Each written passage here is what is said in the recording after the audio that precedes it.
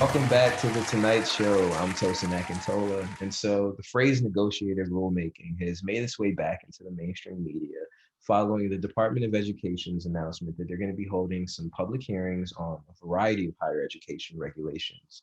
I'm looking for feedback on everything from borrower defense to gainful employment, a variety of other student topics and protections for future rulemaking sessions. So to better understand exactly what negotiated rulemaking is and just understand the process a little bit more, what it means for students, we're going to be welcoming in our next guest, Michael Itzkowitz, Senior Policy Fellow for the Education Team here at Third Way. Give him a round of applause, ladies and gentlemen. And so, Michael, thank you for joining us. And so, first question right off the bat, what is negotiated rulemaking?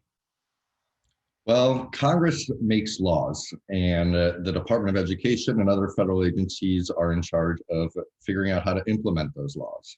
So after Congress decides what's important to put in actual statute, the Department of Education actually takes the laws and figures out how to implement them by bringing around a number of different stakeholders that may all be affected by these certain policies.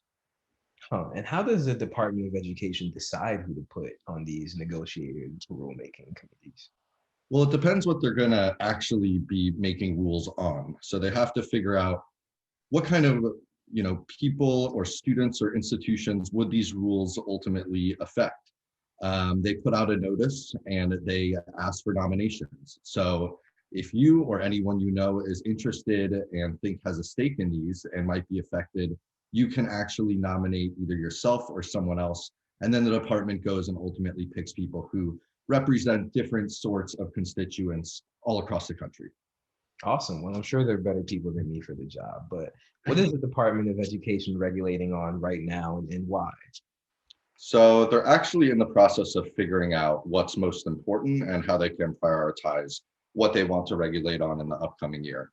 So some things they'll be looking at are colleges that have misled students and whether or not there should be targeted loan forgiveness for students who were deceived in some way.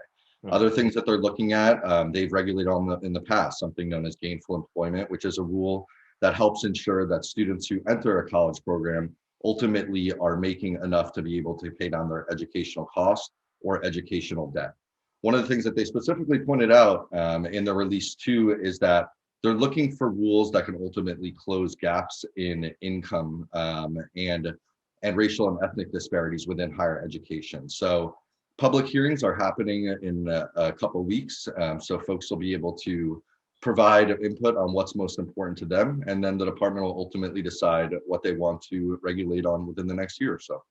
Awesome. And so, how can stakeholders impact the negotiated rulemaking process? Yeah, so there's a couple of ways. These public hearings are happening at the end of June. So please, if you're interested, make sure that you make your voice heard. You can do that by providing written feedback, but also providing oral feedback is very important because it's always important for the actual policymakers to hear voices to ultimately affect their decisions. And then the department, after they figure out what to regulate on, they will put out a call for nominations, as we mentioned before. So it's really important to get the right people around the table so that students and taxpayers are best protected. Folks will have a number of opportunities to weigh in, but most importantly, just like voting, it's important that they do. Yeah, I think we learned that lesson. So, at the end of the day, what does the Department of Education hope to achieve from the negotiated rulemaking process? Ultimately, this is about protecting students and taxpayers. And I think that this administration is on the right track to try and do that. But the end goal is to make sure that these rules are fairly implemented and with fidelity. And that's the whole point of bringing together a broad range of stakeholders around the table, because there are certain perspectives that some folks might have where it'll negatively affect other students or industries that they just might not know. So the ultimate goal is to try to come to consensus on these rules. And when you come to consensus, rules are more likely to be long-term and implemented correctly. Absolutely. Ladies and gentlemen, Michael Itzkowitz, thank you for joining us. Awesome, man. Thanks so much for having me. I appreciate it. All right.